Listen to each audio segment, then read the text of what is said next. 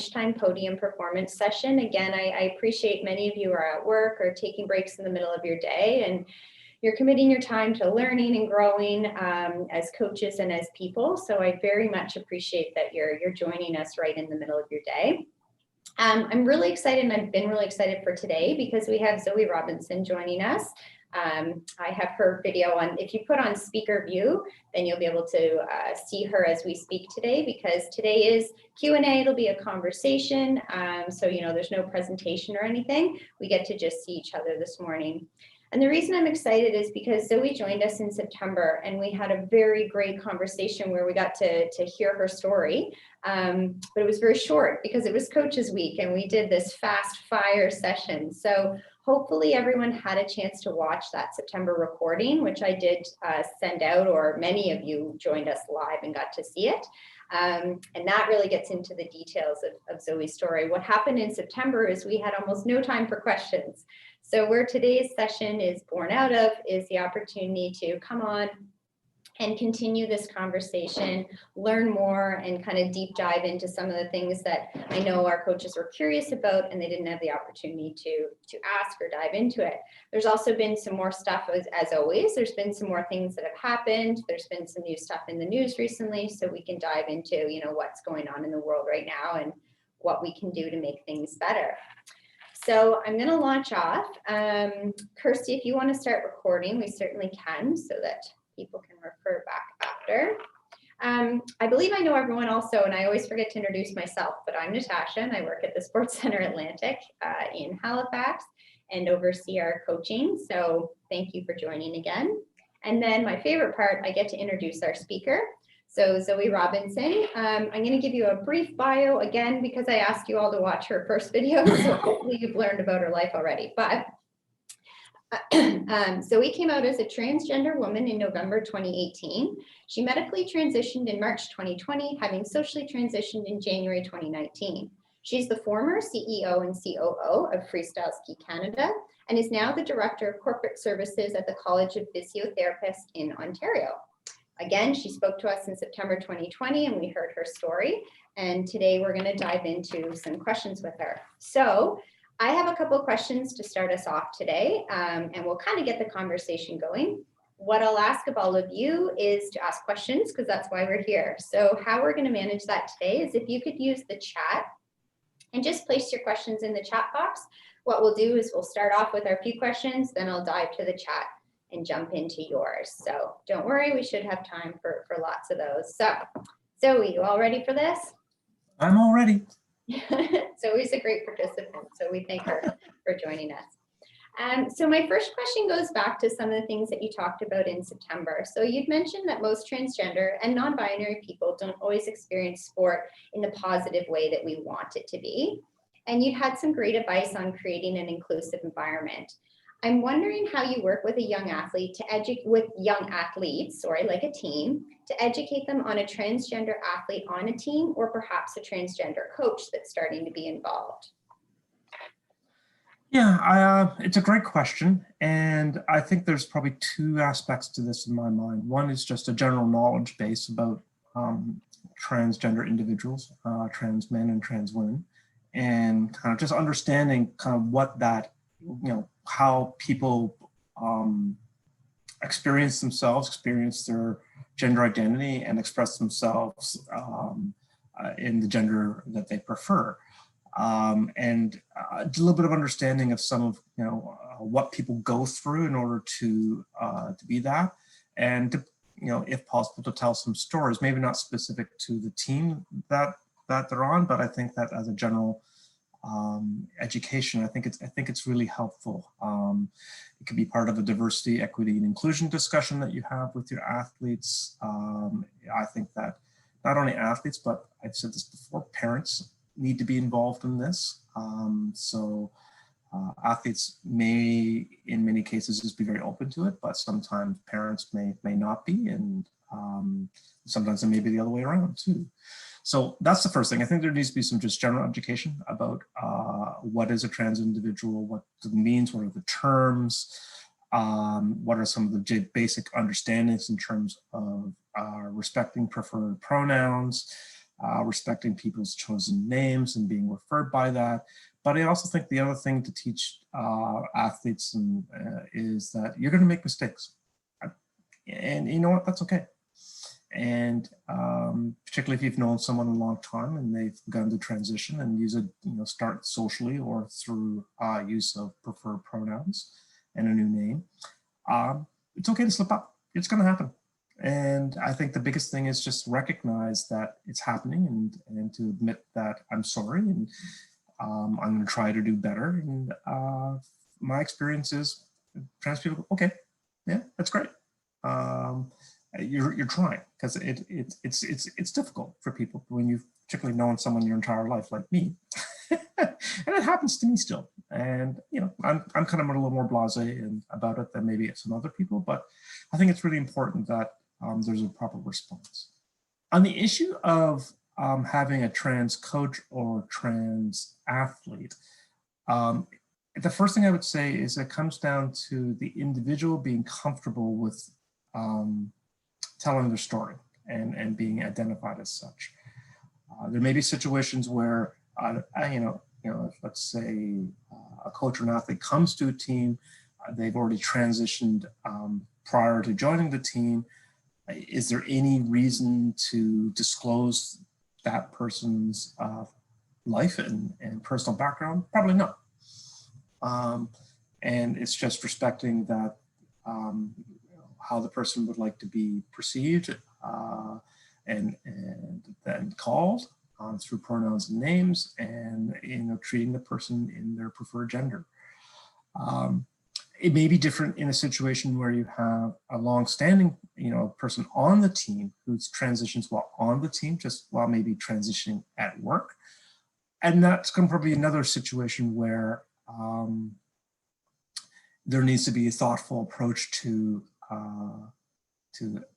helping that person come out and tell his or her story to the team in a safe manner, which is why I say the first thing I talked about, which was the gender education, becomes really important, and then creating that safe environment for the person to be able to tell their story in their own terms. So no one should be forced to do that. It really needs to be guided by the athlete or by the coach and the comfort level that that person has, and you go from there. Awesome. I hope that's really helpful for the coaches on the line. And I know that's been asked by some of our coaches too on, say, if I have a teenage athlete who is going through a transition and we go into a new season, is introducing that athlete, the whole team, using their pronouns, is that enough, or will there be curiosity from the other athletes?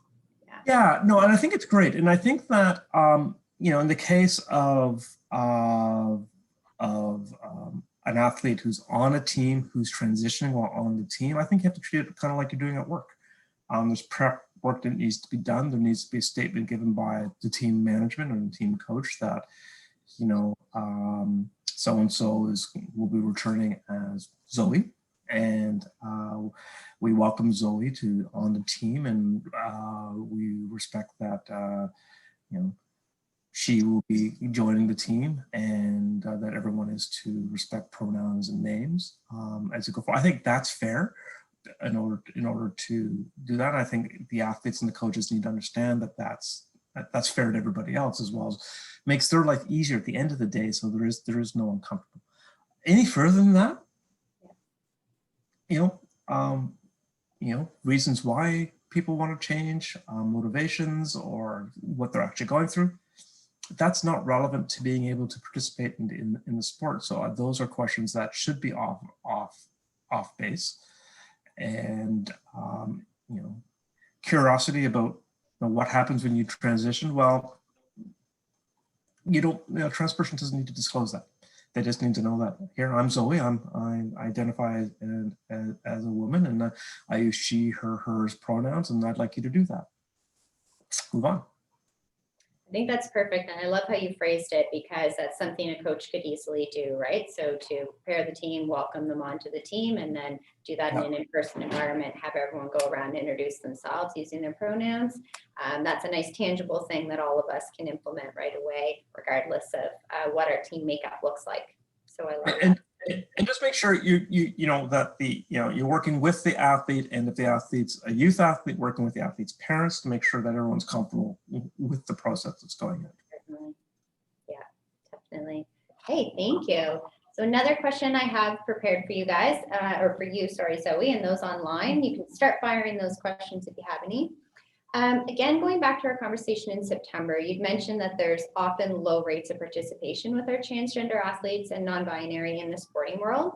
So I'm wondering how all the coaches online, we have a lot of community coaches and people involved in their PSO, how can we better promote or communicate that your program is inclusive and is trying to offer a safe environment for these athletes? Well, I think that the first thing is through the development of a diversity and inclusion policy specific to transgender athletes, and that you have a policy and that is publicly communicated through the various channels that you have. Most likely through your website and through your social media channels is where that's going to happen. I think if there are individuals who are transitioning and who are comfortable with telling their story about transitioning, that with the person's approval, that story can be told. And as individuals, we respond better to a narrative, and it's more meaningful to us and more understandable to us when we have a personal story told, or story in general, as opposed to just here are the facts. I think there's a bit of dissociation between what the facts are and how we actually behave, unless you connect it through some type of narrative format. So, as I said, the first thing would be, always have a policy, promote the policy, include diversity and equity in training. So that's part of your daily, your annual routine is what you do, and that includes what we discussed earlier. And if there are people that, and they agree to having their stories told, share the story to the extent that the person wants to. Which is why I like to come and speak to the sport community, because it's telling my story and hopefully it's helping inform people. Yeah, totally. And I want to dive into the policy side a little bit, and also to let you guys know on the line. So I think we have Alana, who is our Safe Sport Officer with Sport Nova Scotia Online as well. And just for everyone to know that there'll be further work in this policy development space with Sport Nova Scotia. So they're doing a lot of work on putting it together. So there'll be further help, but what I want all of our coaches on the line to know is to dive into, does your organization have a set policy that covers inclusion and diversity? And if they don't, does the PSO, does your NSO? And doing some digging around, some of them are getting there. So do you want to speak a little bit about kind of what that looks like right now from your side and what you've seen? Yeah, I think that for the coaches here at the community level, what happens internationally, which is what gets spoken about in the media, is not highly relevant. And the issues are, I think, quite different when you're talking international sport and Olympic sport in particular, about how transgender policies, particularly related to trans women, are enforced. And as I spoke in my piece in September, it's complicated because of medical reasons as well, about what type of, is it someone who's transitioning, or is it someone who's got differences of identity disorder? Are there, what are the facts on the ground? I think at a policy level, there is inconsistency between international federations, national federations, provincial federations, and local community leagues. So there's not a consistent application across the way, because there's not an enforcement mechanism that requires particularly provinces or regional clubs in order to adopt a certain policy. It's guidance on what. So I think that provincial organizations, I think, maybe can be more overt in requiring these types of things as part of policy. And like it or not, funding is a great lever in order to affect change, whether you like it or not. And it's a starting place. Will that change behaviors? Maybe not. I think that's the big thing. At the club level, I think that people do have to be aware that in every province of the country and federally, there are laws prohibiting discrimination on the basis of gender identity and gender expression, just as there is around sexual orientation and gender as well. And to be very conscious that those laws do exist on human rights codes, and to make sure that your policies are compliant with how those laws are being enforced.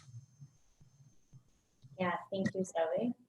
Same. Yeah, and I think we can dive into that a little further. I want to have a little discussion. Zoe and I had a chance to quickly talk about the CBC article that had recently come out, and how policy affects this, and what the real issue is. So to share with everyone on the line, if you were in the waiting room early, I did share the article in the chat, and I can do so again in a moment. But basically, just late last week, there was an article that was that came out through CBC of a young ringette player who had been a female player and was a star player on a team. At 16 years old, transitioned to male, and was told by the league that he could no longer play on his team. And there was a policy. So Ringette Canada had a policy and Ringette Quebec had a policy, and the policy would be the Quebec one that would apply. And the policy did say that athletes should be able to participate in the gender category in which they identify, which sounds appropriate. In this case, however, the young male athlete had no team to play on at this point because there was no men's ringette team. So Zoe and I were just having a conversation around, what do you do in this case and how does this apply? So Zoe, your thoughts? Yeah, it's an unfortunate situation with Dawson in Quebec, and I feel for him and his family. I'm not sure if it's so much a transgender issue as it is a more of an access issue on the part of Ringette Quebec.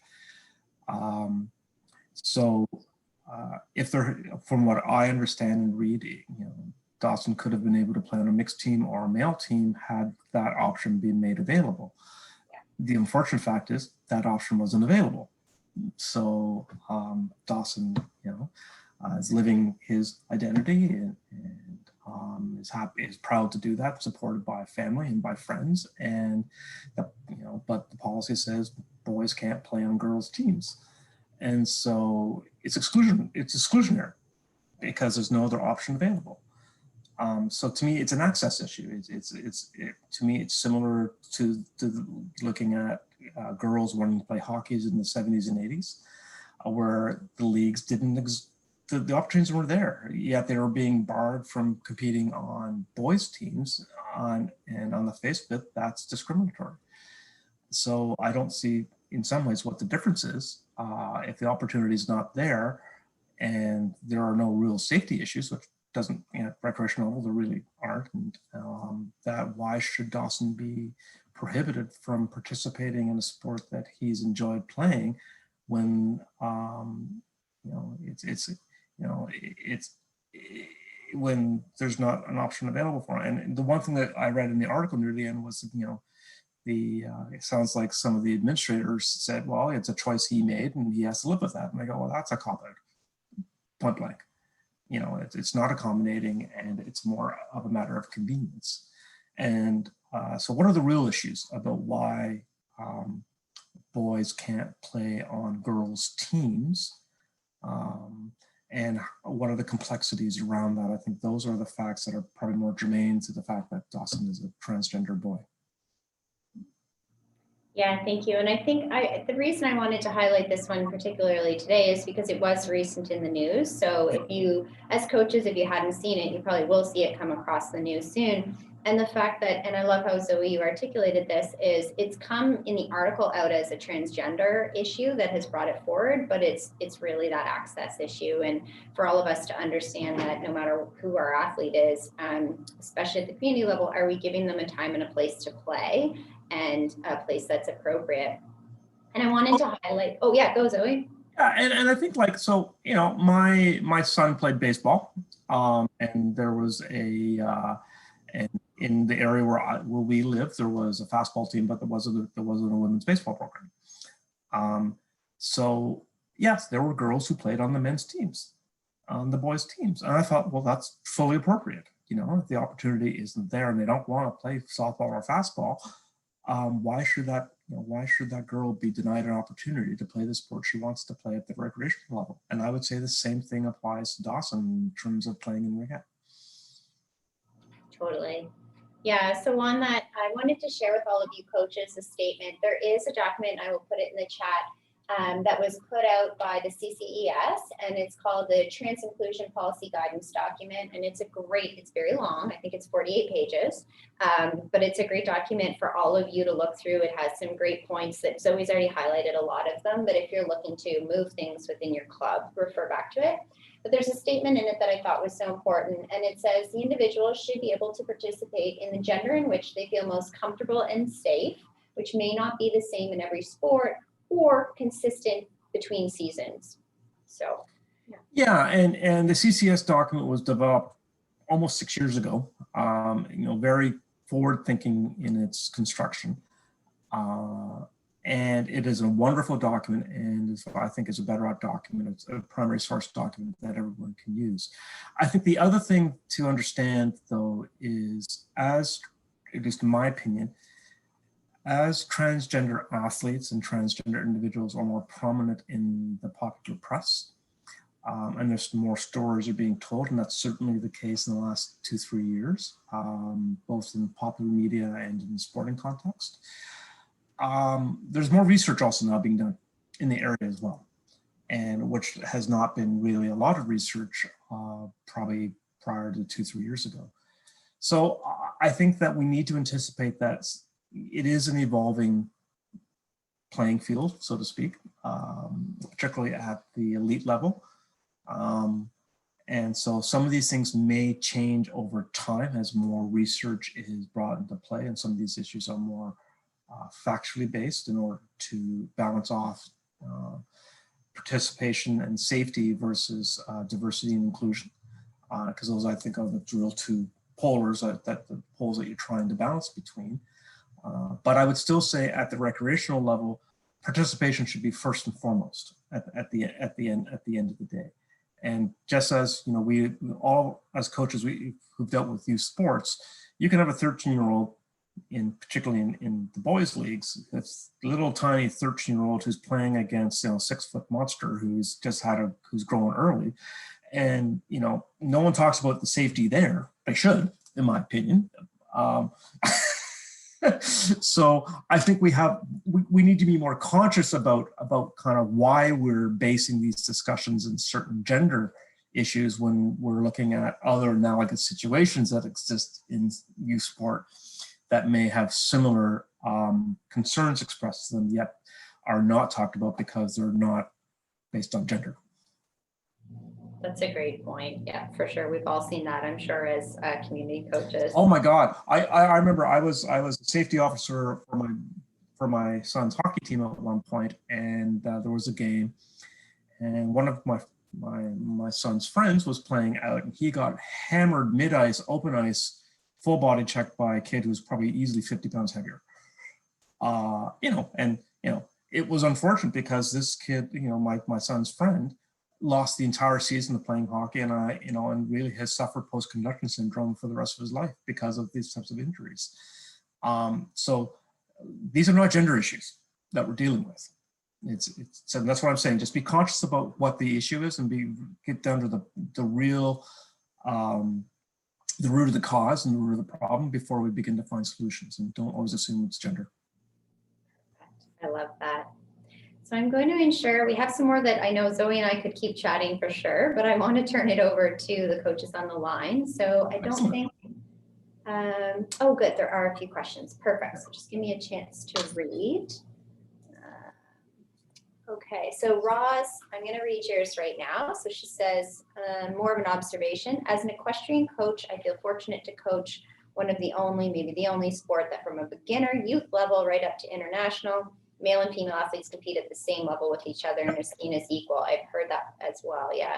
I recently coached a transitioned athlete in a group training environment and was thrilled to see the level of awareness and full acceptance that was shown towards him by all participants. So I would say that's a best practice. Awesome. That's awesome. Yeah, and I think that's once again, the more that story gets told, although it's equine in specificity, I think it's generalized acceptance of this trans individual within the equine community is really important, and that story should be told more in media. So going back to the question about how do clubs make trans inclusion more part of what they do and make the environment more welcoming? It's even telling. The story doesn't have to be from your own sport. It can be a story like that as well. That you communicate. That once again shows that we're not alone. So there are other sports and other clubs who are finding a way to solve the issue and address these issues appropriately and genuinely. And those stories are also good to tell. So thank you, Roz.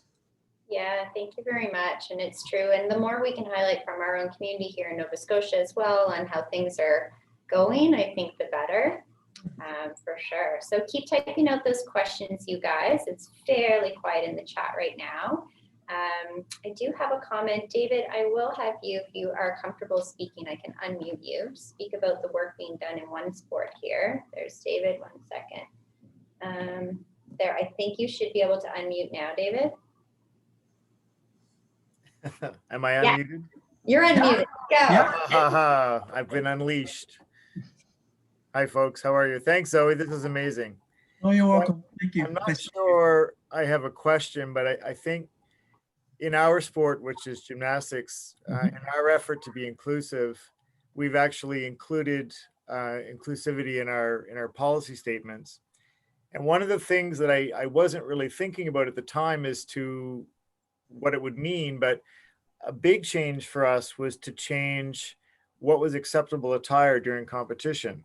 Right. So as you can imagine, if you close your eyes, think of a gymnast, a male gymnast would have shorts and a singlet on or long white pants. The gals would have on a bodysuit.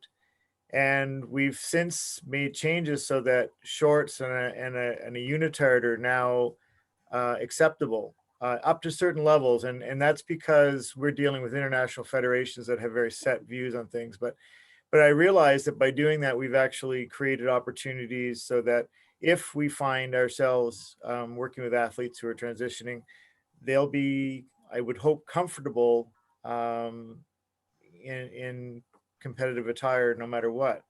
So I think that's worked out. And I started thinking about this. Okay, so why do we have men's and women's events separated, and over decades and a century or so, they've evolved because of the genders that compete on them. But perhaps someday it'll be just a general sport. You choose a la carte. These are the events you're going to do, and we're all competing based on skills and artistry. And it could be a general neutral sport someday in 100 years. Oh, no, thanks, David. That's awesome. And I think it's great for your provincial federation in order to make those changes, and probably at Gymnastics Canada as well, because once again, clothing is potentially one of those barriers.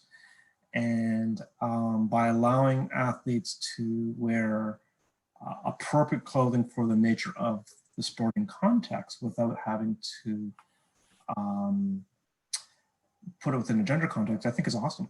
And if girls want to wear shorts and the unitard top, so because some girls may feel more comfortable in that as well, all the more welcoming. And I think that was the reason we did it, actually, is that gymnasts come in all body shapes and sizes. Yeah. And we realized that there will be benefits to this in the long run for us. So yeah, so I think that's totally awesome. So congratulations. I'll pass it on. I remember I was a phys ed student at Queen's and at University of Toronto, and when we did our gymnastics portion of our program, I always hated doing the men's events. Because I sucked at it because I wasn't strong enough. So that I particularly like the floor routines and kind of the more artistic side. Zoe, if you'd gone to UNB, you would have had a much better experience. All right, I'm out. Thank you, David. That's awesome. Yeah. Thank you for sharing that, David. And it's nice, it's true, gymnastics too has a long standing tradition. So to see positive changes in this space happening in a sport that is so traditional in many other ways, I think that's positive as well. Yeah, yeah, and I think, once again, you're right. At the international level, you're dealing with a whole different set of circumstances. At the Olympic level, it's a whole different set of circumstances. And other countries, let's be honest, aren't as progressive as Canada, and I would put the IOC as in that little box. I think that by focusing on participation and the experience and what individual boys and girls get from that experience is the best way to look at it. And so I congratulate Gymnastics Canada and the Provincial Sport Federation, particularly in Nova Scotia, for doing the right thing. Definitely. So coaches, keep typing your questions. I'm getting a couple, no new ones to ask. So definitely while we have Zoe on the line, make sure you type your questions. In the meantime, I did reach out to an athlete here who I used to coach, and I'll share a little bit of his story because he said I could speak on a few of his points, and it's a perspective of a Nova Scotia athlete who's very recently transitioned, like in the last 3 months. And what I spoke to him about was a little bit about his actual sport experience in the community and provincial level, and maybe that'll prompt some new questions. So some of the comments he was okay sharing, and this was an athlete who played in a sport where men and women can play against each other, and so he did a little bit of that as a youth. But he said, I didn't have coaches and teammates that knew I was transgender. I didn't know many transgender people when I was younger. So I think it was something that I just kept hoping would go away. And I thought even that statement, so he transitioned in his early 20s, but he said to me that he knew well before that. So he just kept hoping it would go away. So he said, I felt weird playing on an all-girls team, especially because I knew deep down that wasn't my gender.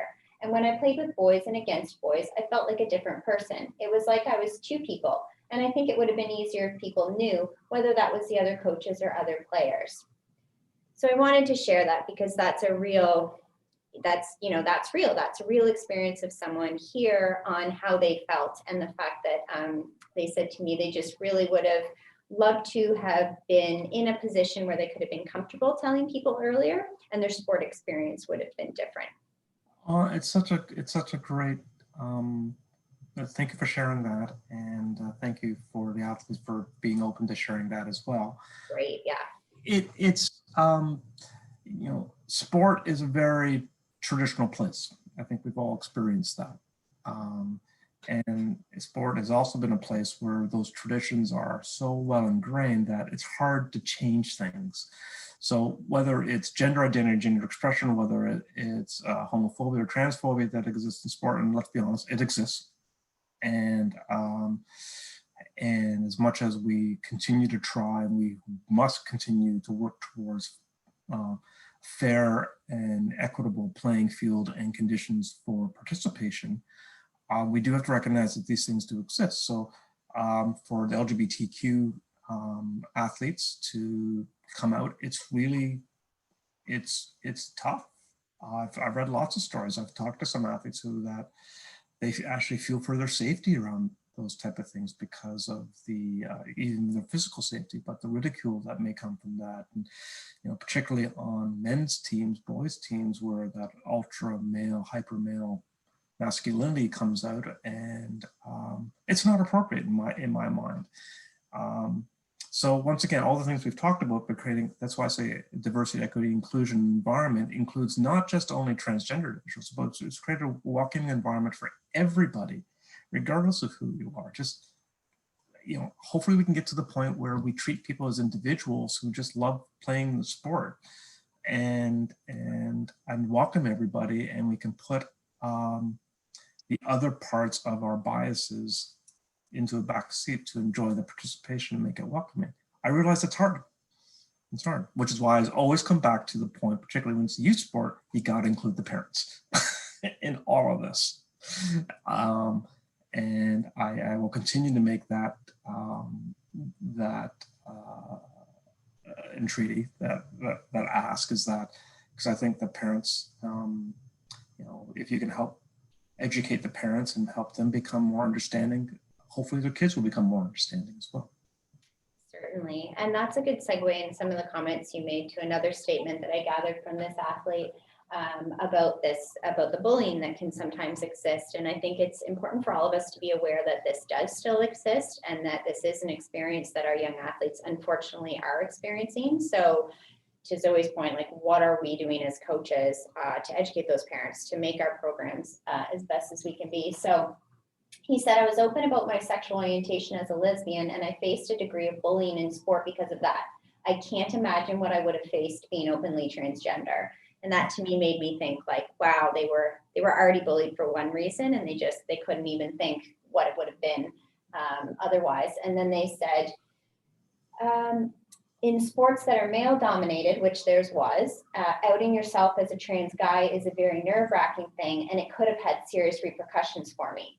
Personally, I would now introduce myself as he, him, and hope it was fine, but it really highlights that there was fear in some of these young athletes because of the experiences that they've had, and we don't want that to ever happen again. So no, and that goes to what I was saying. It's that the welcoming environment is, so coaches need to have a zero tolerance when it comes to these type of things. If they hear stuff, as they need to, be confident to talk to the athletes who are involved in those, could be microaggressions, tell them that it's inappropriate and set the boundaries for what it is, and then have policies in place that support the coach's decisions to take any further action that might be required, even up to and including dismissal from the team. And as we know, particularly if you're dealing with talented athletes and leaders of the team who fall into this category, people get very conflicted about, well, we should have one rule for that person, another rule for the other people, because, if that person's not on the team, we're not going to win the championship. And I go, once again, that sends the wrong message. And so it allows for accepting of bad behavior. And I think that no matter whether it's the leader on the team or whether it's someone else, I think that, acceptance and common behavior has to be enforced equally across and encouraged across the entire team. totally. Yeah, I love that. We did just have a great question come in. So are you ready? Okay, yeah. So how do you suggest to approach changing a sport's approach to gender? So for example, speed skating allows athletes to compete in a group based on ability, not age or gender, which is great. However, awards are given to the top 3 male and top 3 female athletes in each group. So they have to register as either a male or a female. How do you suggest approaching this to make it more accessible to all athletes who may be questioning their identity and address a long-standing tradition in the sport? Yeah, it's great that they allow people to compete by ability, because I think that's really, in terms of meaningful sport policies, I think that's really important. And then I think that at the end of the day, you should then be offering awards to the top within that ability group, not necessarily breaking down between men and women. Or at the end of the day, once again, you de-emphasize the whole idea of medals, which is one tactic that's taken by some, and then it becomes about the performance and celebration of performance, not of being 1, 2, or 3 and having another piece of metal to put on the wall or probably put in your drawer. One of the things I learned when I was in sport was what triathlon did with their Iron Kids program, and I thought it was the best thing in the world. All the kids competed together, and when they put the results out, they didn't put the results out in an ordinal form from one to whatever 100 or whatever the last number was. They did it alphabetically, and with the athlete's time against that. So the results were all the same. It was just presented in a different manner that allowed everyone to celebrate the result that they had, not necessarily to feel that they had performed poorly because they didn't win a medal. And I thought, oh my gosh, that was a great way to look at that. So I think that, once again, the tradition of medal ceremonies, while they are wonderful and I think appropriate at certain layers of the system, I think that at other layers of the system, particularly at the community and recreational level, you know what? it's about performance. And so maybe there's different ways in order to provide the results and to celebrate people who improve the results or, you know, have personal bests. So once again, I think we have to be creative about the way that we create an inclusive environment in order to celebrate excellence and performance, and just we change the nature of what that might be. Yeah, thank you. That's very interesting. I hope that that answered your question to the coach. And yeah, awesome, Zoe. Thank you. Okay, we have a couple other questions. So 1 second. Here's a quick one, and then I'll read the other one that requires more. So in the article that I shared, so that's the Ringette article, Zoe. Ringette Canada said it was up to the PSO and local teams whether to adopt their trans inclusion policy. Do you have a sense that this is a common issue in Canada? My perception was that the problem was getting national adoption. So I think what they're saying is, yeah, do you see this? Yeah, so having worked in the sports system such a long time for my career, most of my career has been in the sports system, and working at management level, but also having the opportunity to work with other sport colleagues and sport administrators. I think that this is a common problem that every sport faces with every policy that it has, and to some degree, is that we live in a federated structure. So the extent to which a national organization can enforce its policy down the line to provinces and clubs can be difficult. And because it comes down to enforcement as well. I think that, you know, personally, there are certain things that there are certain things that national sport organizations should make as a bottom line in terms of value-based. And if you have a value-based system that creates everyone is equal, that respects the individuality of a person, and then that should be a value that's expressed through the entire organization, and that should be a non-arguable position to take. So what does that mean? So that means then that how does a national organization then enforce that policy? Because a policy is only good if you've got the mechanism to provide enforcement to make sure that policy is followed. The lack of an enforcement mechanism makes a policy guidance and toothless, which is what you see in a lot of Canadian sport. So, but that comes with political problems attached to it, where you've got boards of directors who may be elected by the membership, and certain provinces may have more influence than others, and in a particular sport. And so, you know, administrators are reluctant to make those tough decisions because it may be politically incorrect. That's just reality that we have to deal with. And then it takes brave leaders in order to work around that, to actually put a stake in the ground, to make the types of changes that are required. So enforcement's important. Value-based is prior to that. And then I think the other one is when it comes to change is going to you're not going to really affect the change see a real change for 3-4 years. And my experience has been that the first year you do something, people are going to stand up and cry the blues and howl and wail and be all upset about the change. The second year goes by, that quiets down a tiny bit. You get to the third year and fourth year, and you can gradually see that as the proof comes in the pudding that this policy is not such a bad idea. It really didn't change a whole lot what we do. It's just the way we thought about stuff. We didn't want to change. We like tradition, but hey, the policy is okay because it's now become tradition because it's 2 years old and it works. So you have to look at all those things together in terms of making the change, but you've got to start with values first, values that are adopted by the entire organization. You have to have policies that support those values, enforcement mechanisms to enforce the policies and the values, and then, tough out the rough seas, because it's going to be rough for a little bit as an administrator, and you need strong leadership to do that. Awesome. Thank you, Zoe. I saw you chuckling. I saw you chuckling through some of that.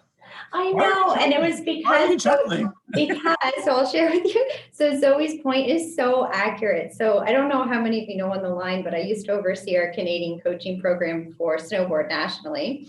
And I was the hard person who implemented a lot of our national policies. And so there was one in particular, a minimum coaching requirement for all levels. And when I implemented that, I think the world was like sending me daggers. It was, oh, I blew everybody up. I had no friends for at least a year in my own sport, and it was horrible. But now this is like 7 years later, and people will say, like, it's completely turned 180 degrees, and they say, well, didn't you see the policy? I'm like, well, I wrote the policy. But it's so yes, you made me laugh. The process is 100% true. You will have no friends for a while, and then everyone will say, well, that's always existed.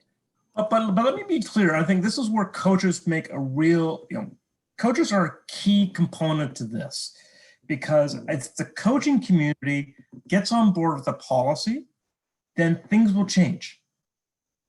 I don't never underestimate the influence that you have as coaches within your sports and your communities.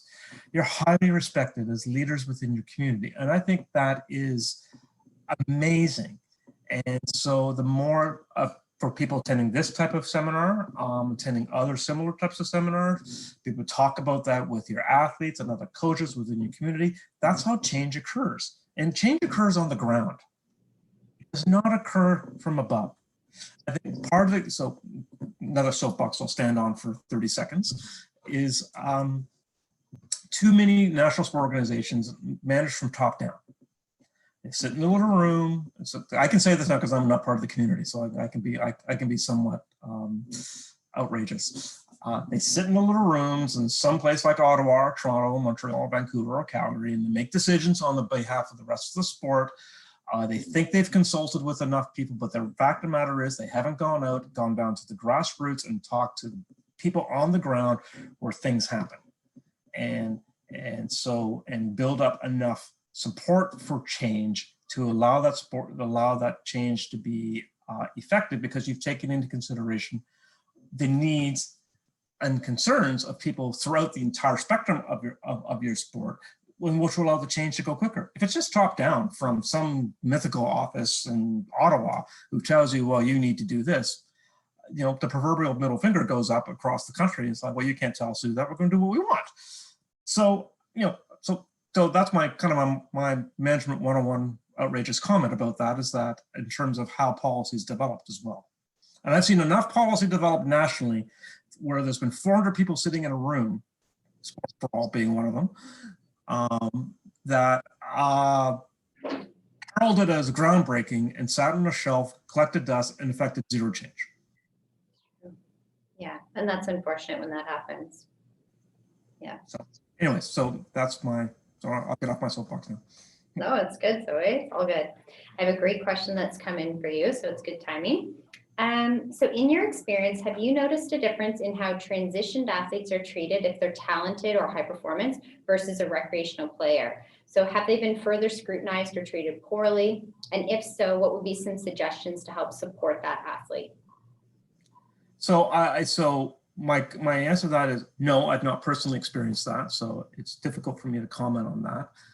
I think clarification would be which athlete has more attention paid to him or her or to them, and if it's tougher for the higher profile athlete, I can understand that because of the way the international federations and the LSC set the rules.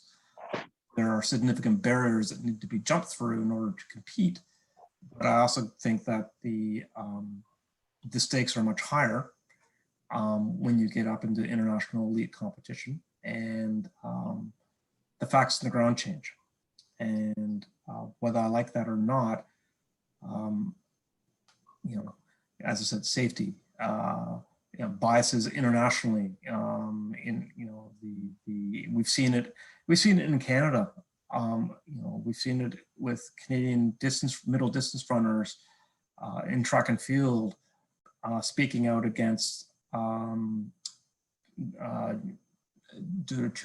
Tuche, the Indian runner, and the South African runner, that that, they're not women, they shouldn't count, so yeah, there's considerable pressure, I think, particularly for trans women who come out at the international level to compete what they believe is fair for them, but many other women feel that it's a complete disadvantage because of the things around that hormones do to that testosterone does for puberty, that may have some inherent advantages that can't be changed through hormone replacement therapy. So it's not answering your question, and I know that because I said I can't quit, but I can appreciate the complexity that exists, and that's why I say I think further research will help provide better guidance for policies at the international sport level right now, and that's currently a pretty hot topic at the IOC.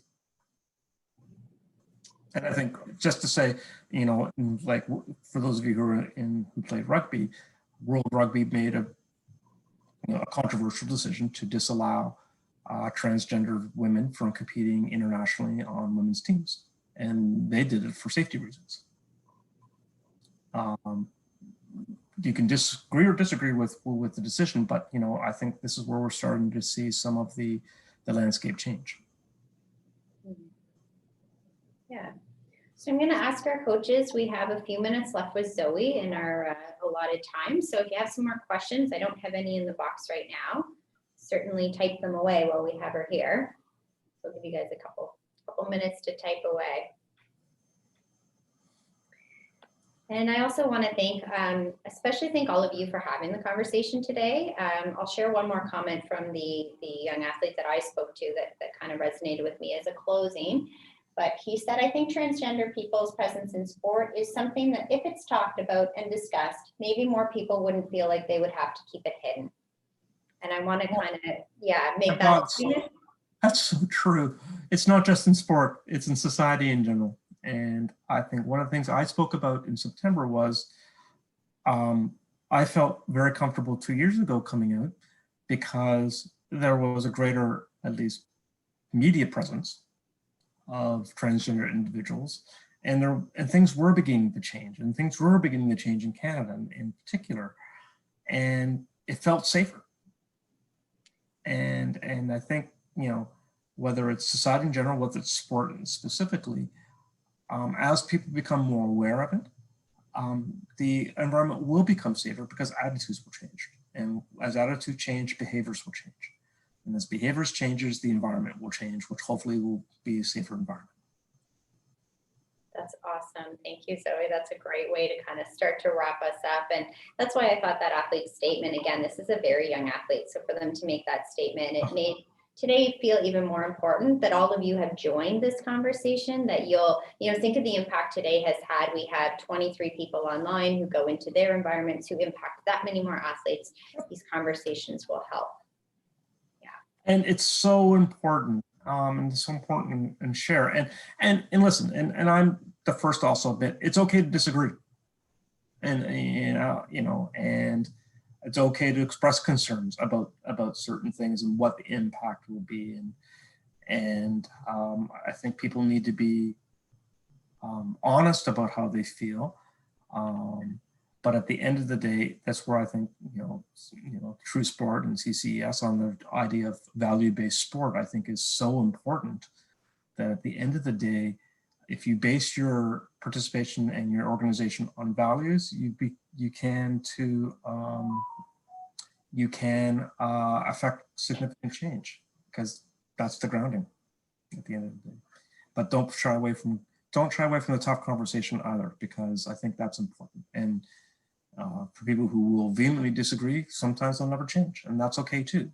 But can you get to a ground that actually is better for everyone as a whole, which means including those transgender individuals, the boys and girls and the men and women, so they can enjoy sport just like everyone else does. Because I think ultimately that's why we're all here, is for everyone to benefit from the great things and outcomes that sport can bring, not just performance, but everything from social community to personal success to goal setting, to all the things that we know sport has a very positive impact on society. Trans men and women, boys and girls, must be able to have that opportunity to experience sport the same way. Yeah, that's so great.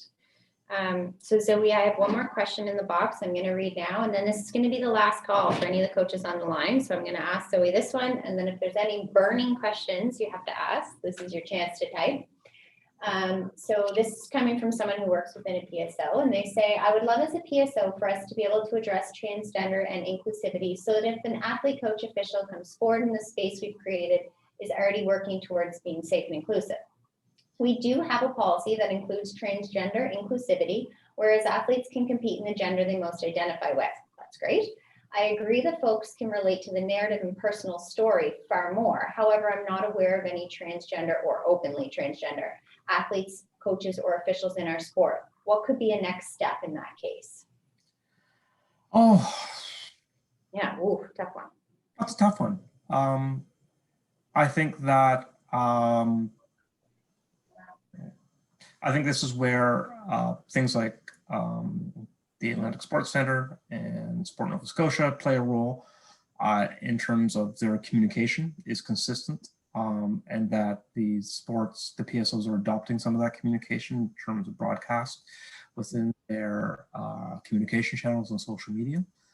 You know, if you talk about it more, you show that you're creating, it's not, and this is what I said before, it's not just a policy. Policies are great on paper, but unless they're implemented and executed and tracked and enforced, they don't mean much. So you may allow that to happen, but what's happening really on the ground to change the behaviors, and is the PSO tracking the different behavioral changes in terms of culture on teams and in community clubs in order to see a more welcoming environment be created. And if that's the case, and people who are there can see it, then maybe they will feel it. All it takes is the first few people to come out, but the first few people are always the difficult ones because it's hard to put yourself out there, and it's a lot of stress. But I think that keep going the way you're doing. You're starting off in a great place, but I'd also look at, what can your provincial organizations do to help you provide materials to communicate that through creative content.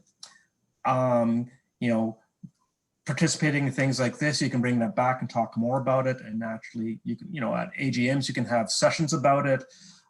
Within team nights, you can start to talk about diversity, equity, inclusion, which will include transgender issues. So it's how you bring this to the fore and begin to communicate through the various channels that you have in order to create that safe environment over time. And then the real thing is, how do you measure change in behavior? And that's really hard. And there's no simple, there's professions that look at this, that it's hard.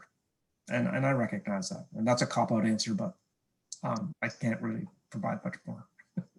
Okay, Zoe, what you did do was give me, my thought is going now, and I need to talk to Alana and figure out how we can help the PSOs better communicate, and help as well. Yeah, and I think that from a PSO level, from a government level, looking at performance measurement, behavioral performance measurement and outcomes, and helping people, putting effort in to help people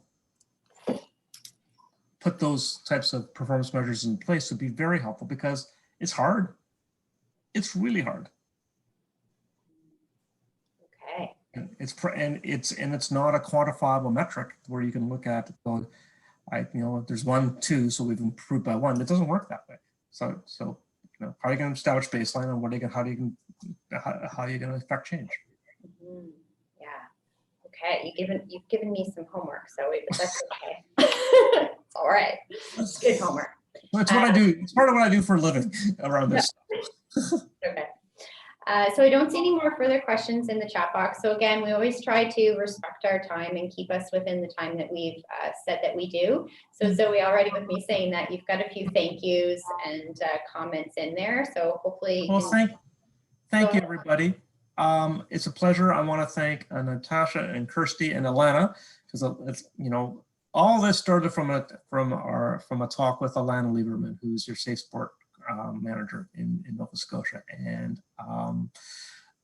she's a wonderful woman. She's a great addition to your team, and I'm glad she was able to to encourage people to invite me to talk, because I really enjoyed it, and I'm happy to come back and talk again at any time.